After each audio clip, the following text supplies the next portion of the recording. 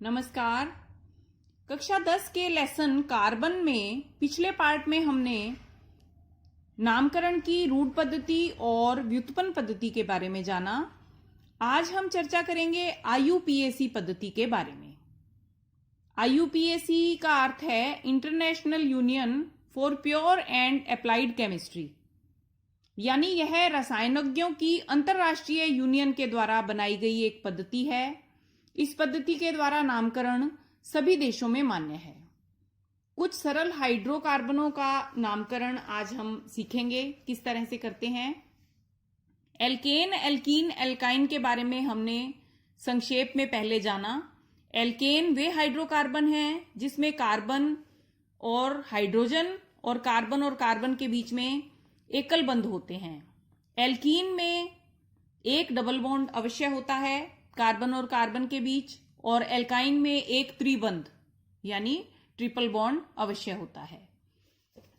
इसमें पूर्व लगन, इस पद्धति में हमें यह देखना है कि इसमें जो नामकरण है उसमें दो मुख्य चीजें हैं, पूर्व लगन और अनुलग्न। इसका पूर्व लगन जो हाइड्रोकार्बन है उसमें कितनी कार्बन की संख्या है उसके आधार पर तय होता है, और उसमें बंध का प्रकार कौन सा है, एकल बंध, द्विबंध या त्रिबंध, उसके आधार पर अनुलग्न तय होता है। अब पूर्व लगन का निर्धारण हम कार्बन की संख्या के हिसाब से किस तरह करेंगे। जैसे किसी यौगिक में कार्बन की संख्या सिर्फ एक है तो उसमें पूर्व लगन मैथ लगेगा। कार्बन की संख्या 2 होने पर एथ, 3 होने पर प्रोप, 4 होने पर ब्यूट, 5 होने पर पेंट पूर्व लगन लगेगा। इसी प्रकार आगे बढ़ते हैं। कार्बन की संख्या 6 होने पर हेक्स, 7 होने पर हेप्ट, 8 होने पर ऑक्ट, 9 होने पर नॉन और 10 होने पर डेक पूर्व लग्न लगेगा। अब वह किस प्रकार का हाइड्रोकार्बन है, उसमें सभी एकल बंध हैं या कोई द्विबंध है, त्रिबंध है, उस आधार पर अनुलग्न का निर्धारण किया जाता है। कार्बन और कार्बन के बीच बंध अगर सभी एकल बंध हैं तब एन अनुलग्न लगेगा। एन उसके पीछे नाम में लगेगा और ये श्रेणी कहलाती है एल्केन श्रेणी, यानी इसमें सभी श्रेणी में सभी कार्बन और कार्बन के बीच में एकल बंध ही होंगे। अगर कार्बन और कार्बन के बीच में डबल बॉन्ड होता है तब उसके अनुलग्न होगा ईन और वो श्रेणी कहलाएगी एल्कीन। और कार्बन के बीच में अगर ट्रिपल बॉन्ड होगा तो अनुलग्न होगा आइन और वह श्रेणी कहलाएगी एल्काइन। अब हम एल्केन के कुछ यौगिकों की रचना बनाकर देखते हैं। इसका एक सामान्य सूत्र है एल्केन का CnH2n+2, यानी जब हम एल्केन श्रेणी बनाएंगे तो उसके सभी यौगिकों में इस सूत्र का भी पालन होगा। जैसे अगर हम CH4 की बात करें तो हम देखते हैं क्या इस सूत्र का पालन हो रहा है। यहां N का मान 1 रखेंगे तो कार्बन के नीचे 1 लिख दिया। यहां 2N, इस N की जगह भी 1 रखेंगे, 2 × 1 + 2, तो ये आया CH4। तो अब हम इसको बनाकर देखेंगे और साथ में इसका नाम देखेंगे। कार्बन 1 है तो पूर्व लगन होगा मैथ और अनुलग्न होगा एन, क्योंकि इसमें सभी सिंगल बॉन्ड होंगे।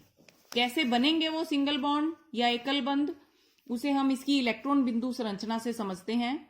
कार्बन के बाहरी कोश में 4 इलेक्ट्रॉन हैं और हाइड्रोजन के बाहरी कोश में 1 इलेक्ट्रॉन है।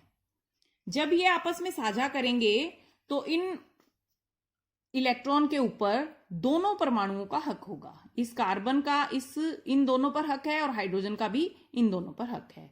तो यह इस तरह से हम बना लेंगे कि ये हाइड्रोजन का एक इन दोनों पे हक है और ये कार्बन जो है इसके पास ये 8 इलेक्ट्रॉन हो गए। अगर इसको हम इस तरह से घेरा बनाएंगे तो इस कार्बन के पास 2, 4, 6, 8 ये इलेक्ट्रॉन हो गए। तो इसको हम साधारण रूप में बंध रचना में सीधा दिखा देंगे, कार्बन और हाइड्रोजन को इस तरह से दिखा देंगे। अब हम बात करें कि अगर हम N का मान 2 रखते हैं तो क्या होगा। N का मान 2 रखा, C2, इस N का मान भी 2 रखा तो 2 × 2 + 2, तो ये सूत्र आ गया हमारे पास C2H6। तो 2 कार्बन के हिसाब से इसका पूर्व लग्न होगा एथ और अनुलग्न होगा एन। तो नाम हमारे पास बन गया एथेन। अब एथेन की इलेक्ट्रॉन बिंदु संरचना भी देख लेते हैं कि ये कार्बन है, ये 2 कार्बन है, ये इसके 4 इलेक्ट्रॉन हैं, ये इस कार्बन के 4 इलेक्ट्रॉन हैं और ये 6 हाइड्रोजन जो हैं इनके साथ साथ व्यवस्थित इस प्रकार से हैं कि इसका जो इलेक्ट्रॉन है हाइड्रोजन का इस कार्बन के इलेक्ट्रॉन के सामने आ जाता है। तो अब इस कार्बन के हम देखते हैं 8 इलेक्ट्रॉन पूरे हुए हैं, 2, 4, 6 और 8। यानी इस कार्बन ने इन तीनों हाइड्रोजन के साथ एक एक इलेक्ट्रॉन का साझा किया और एक इलेक्ट्रॉन का साझा इसने इस कार्बन के साथ किया। इस कार्बन ने 3 हाइड्रोजन के साथ इलेक्ट्रॉन का साझा किया और एक कार्बन का इस कार्बन के साथ इलेक्ट्रॉन का साझा किया और इसी प्रकार से ये हाइड्रोजन जो है इसके पास भी 2-2 इलेक्ट्रॉन हो गए। इलेक्ट्रॉन बिंदु संरचना इस तरह से बनाई जाती है। बहुत ही सावधानी से आप इसे बिल्कुल सही बना सकते हैं।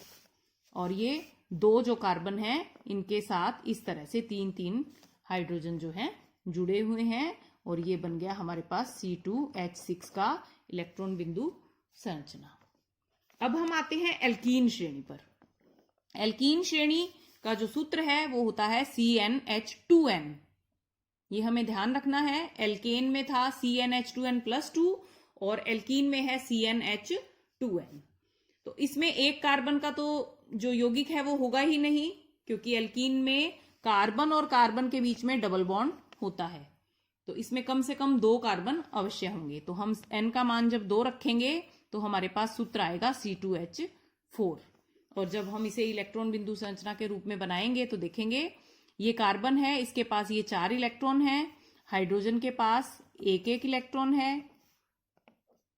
ये कार्बन जब यहां इसकी संयोजकता देखो आप 4 इलेक्ट्रॉन हैं और ये साझा करने के बाद इसके पूरे नहीं हो रहे हैं इलेक्ट्रॉन, तो यहां ये 2 इलेक्ट्रॉन का साझा करेगा। जैसे इसने एथेन में यहां 1 इलेक्ट्रॉन का साझा किया था, एक हाइड्रोजन उसके पास और था, तो यहां ये 2 का साझा कर रहा है। तो इसके 8 पूरे हो गए हैं, 2, 4, 6 और 8। इस कार्बन के भी ये 4, 2, 6 और 2, 8 ये पूरे हो गए हैं और हाइड्रोजन के भी 2-2 इलेक्ट्रॉन पूरे हो गए हैं। इस तरह से इलेक्ट्रॉन बिंदु संरचना बनाई जाती है।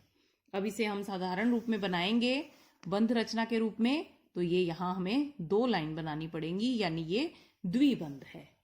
तो ये एल्कीन श्रेणी का पहला यौगिक है। अब इसका नामकरण कैसे करेंगे? 2 कार्बन है इसमें, तो पूर्व लग्न होगा एथ और 1 द्विबंध है तो इसका अनुलग्न होगा ईन और इन दोनों को जोड़ेंगे तो नाम बन जाएगा एथीन। इस तरह से नामकरण IUPAC पद्धति में किया जाता है। आज के लिए इतना ही। धन्यवाद।